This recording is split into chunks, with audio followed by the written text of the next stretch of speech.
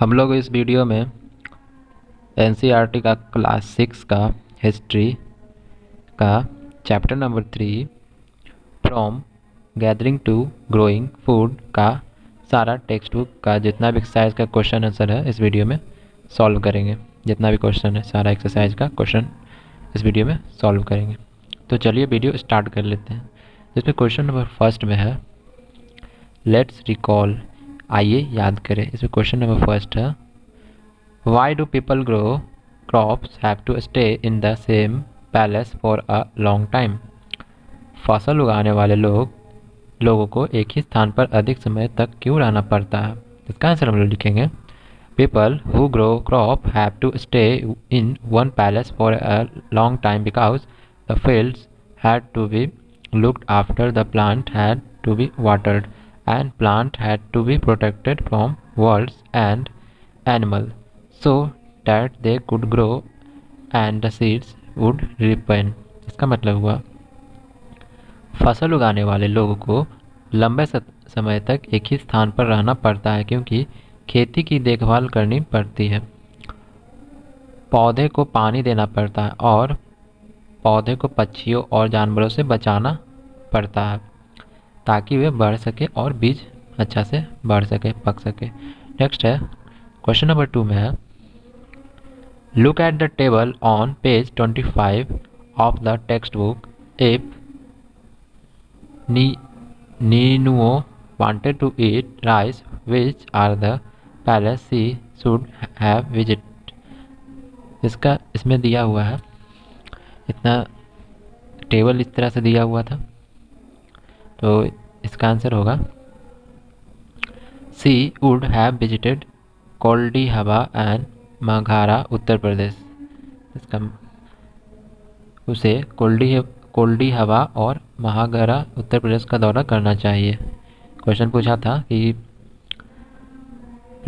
Page number 25 में देखिए अपने, और उसमें टेबल दिया हुआ तालिका, उसमें अगर नीनुओ चावल खाना चाहती है तो उसे किन जगहों पर जाना चाहिए? तो इसका होगा answer Koldihwa and Mahagara. Next question है क्वेश्चन नंबर 3। क्वेश्चन नंबर 3 में है why do archaeologist think that many people who lived in Mehrgarh were hunter to start with and that herding become more important later. तो question बोल रहा है पुरातात्विदों को ऐसा क्यों लगता है कि मेहरगढ़ में रहने वाले बहुत से लोग शुरुआत में शिकारी थे और बाद में पशुपालन अधिक महत्वपूर्ण हो गया? तो इसका आंसर हम लिखेंगे archaeologist think many people who lived in Mehrgarh were hunter because they have found bones of many kinds of animals from the earliest level. This included bone of wild animals such as deer and pigs. In later levels they found more bones of sheep and goats, and in still later even cattle bones are more common। इसका मतलब हुआ archaeologist को लगता है कि मेहरगढ़ में रहने वाले बहुत से लोग शिकारी थे क्योंकि उन्हें शुरुआती स्तर से कई तरह के जानवरों की हड्डी मिली। इनमें हिरन और सूअर जैसे जंगली जानवरों की हड्डी शामिल थी। बाद के स्तरों में उन्हें भेड़ बकरियों की हड्डी मिली और उनके बाद के स्तर में मवेशियों की हड्डी अधिक सामान्य मतलब मिली थी। कैटल मतलब होता है मवेशी। नेक्स्ट है क्वेश्चन नंबर 4 में। क्वेश्चन नंबर 4 में है स्टेट वेदर ट्रू और फॉल्स, बताएं कि सही है या गलत है। इसमें है फर्स्ट में millets had been found in Hallur में बाजरा पाया गया था। तो ये क्या होगा? ये ट्रू हो जाएगा, यहाँ पर ट्रू, फर्स्ट का ट्रू। नेक्स्ट है बी में people in Burj home lived in rectangular houses. Burj home में लोग आयताकार घरों में रहते थे, यानी रेक्टेंगुलर हाउस में रहते थे। ये भी ट्रू होगा। नेक्स्ट क्वेश्चन है क्वेश्चन नंबर सी में चिरांद इज अ साइट इन कश्मीर। चिरांद कश्मीर में एक जगह है, तो ये फॉल्स हो जाएगा। नेक्स्ट है डी में द जडेटी फाउंड इन डाउंजी हैंडिंग may have been brought from China। जेडाओजनी हैंडिंग में पाया जाने वाला जेडाइट चीन से लाया गया हो सकता है, तो ये ट्रू होगा। नेक्स्ट क्वेश्चन है क्वेश्चन नंबर 5 में, list 3 way in which the lives of farmer and herder would have been different from of hunter gatherers. उन तरीकों की सूची बनाएं जिनमें किसानों और चरवाहों का जीवन शिकारियों के जीवन से डिफरेंट यानी भिन्न होगा, अलग होगा। तो इसका आंसर हम लोग लिखेंगे 3 point of difference between the lives of farmer हर्डर from Hunter gathers.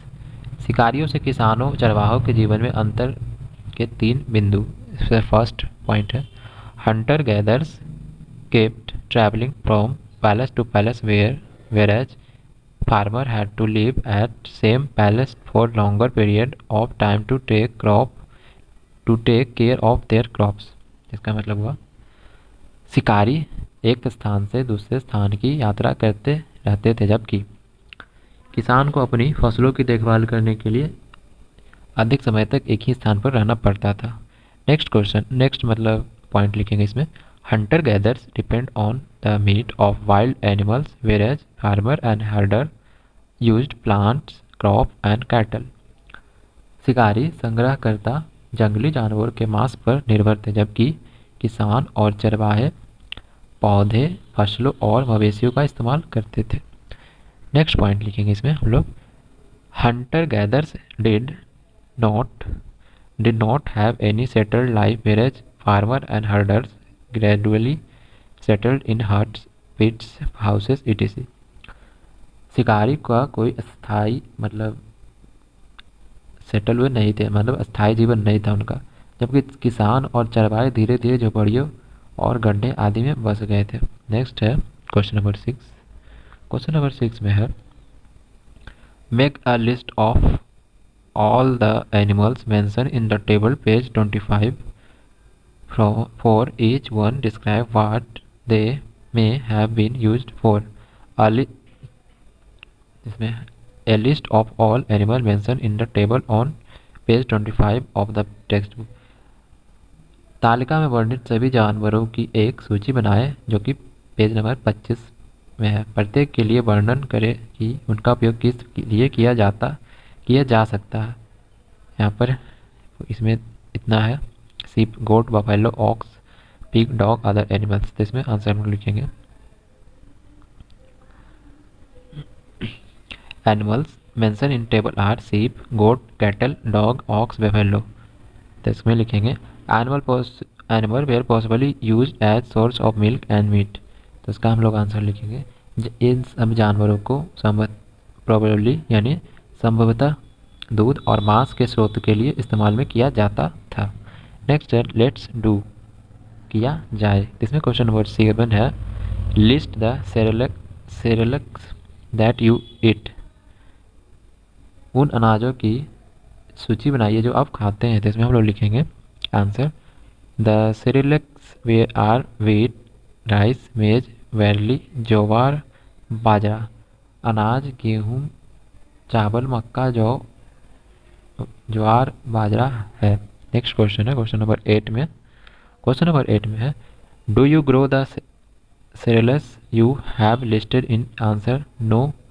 Answer number 7, if yes, draw a chart to show the stage in growing them। If not, draw a chart to show how these cereals reach you from the farmer who grow them। तो इसका मतलब हुआ, क्या आप उत्तर जो question number 7 में उत्तर आपने दिया, यदि हाँ, जो आपने क्वेश्चन नंबर 7 में आंसर दिया, क्या आप उस अनाज को उगाते हैं? यदि हाँ, तो उन्हें विकसित करने की अवस्थाओं को दर्शाने के लिए एक चार्ट बनाइए। यदि नहीं, तो यह दर्शाने के लिए कि यह चार्ट बनाइए कि ये अनाज आप तक उन किसानों तक कैसे पहुंचते हैं जो इन्हें उगाते हैं। तो इसका आंसर हम लिखेंगे yes, we live in a village and we grow some of cereals। Chart showing the stage in growing। हाँ, हम एक गांव में रहते हैं और हम कुछ अनाज उगाते हैं। ये चार्ट का कैसे कैसे होता है ये है। तो इसे हम लोग लिखेंगे फर्स्ट में, We prepare the ground. Second point, we sow the seed. Third point, we look after the growing plant. Fourth point, we water them by a tube well. Fifth point, we harvest the grain. Sixth point, we thresh and separate husk. Next, seventh point, we grind some grain such as wheat and barley. तो इसका मतलब हुआ हम ज़मीन तैयार करते हैं, फिर उसमें बीज बोते हैं, फिर उसमें हम बढ़ते पौधे की देखभाल करते हैं, फिर उसके बाद हम उसे ट्यूबवेल से पानी देते हैं, फिर उसके बाद हम अनाज काटते हैं, फिर हम भूसे जो रहते हैं उन्हें अलग करते हैं, अलग करके अच्छा से रखते हैं, फिर उसके बाद हम कुछ अनाज पीसते हैं जैसे गेहूँ और जौ। फिर इसमें दूसरा क्वेश्चन है, इसी में सेकंड का आंसर लिखेंगे। बिल इफ, अगर आप गांव में रहते हो तो ये लिख सकते हो, अगर आप शहर में रहते हो तो इसका लिखेंगे ये। We live in a big city, we do not grow grain, we get the grain indirectly from farmers. हम एक बड़े शहर में रहते हैं, हम अनाज नहीं उगाते, हमें किसानों से परोक्ष रूप से अनाज मिलता है, इनडायरेक्टली मिलता है। तो इसमें हम लोग लिखेंगे first, farmer their produce to market, किसान अपनी उपज को बाजार में लाते हैं। Next second point, the grain trader buy cereals, अनाज व्यापारी अनाज खरीदते हैं। Next third point, we as customer go and purchase cereals, हम ग्राहक के रूप में जाते हैं और अनाज खरीदते हैं। तो दोस्तों, हम लोगों ने इस वीडियो में एनसीईआरटी का क्लास 6 का हिस्ट्री चैप्टर नंबर 3, जिसका नाम है from gathering to growing food, का सारा, इसमें जितना भी एक्सरसाइज का क्वेश्चन था सारा इस वीडियो में हम लोगों ने सॉल्व किया, यानी क्वेश्चन आंसर इस वीडियो में हम लोगों ने किया। तो अगर वीडियो आपको ज़रा सा भी हेल्पफुल लगा तो आप प्लीज़ आप हमारे चैनल को सब्सक्राइब करना ना भूलें। तो मिलते हैं अगले वीडियो में दोस्तों।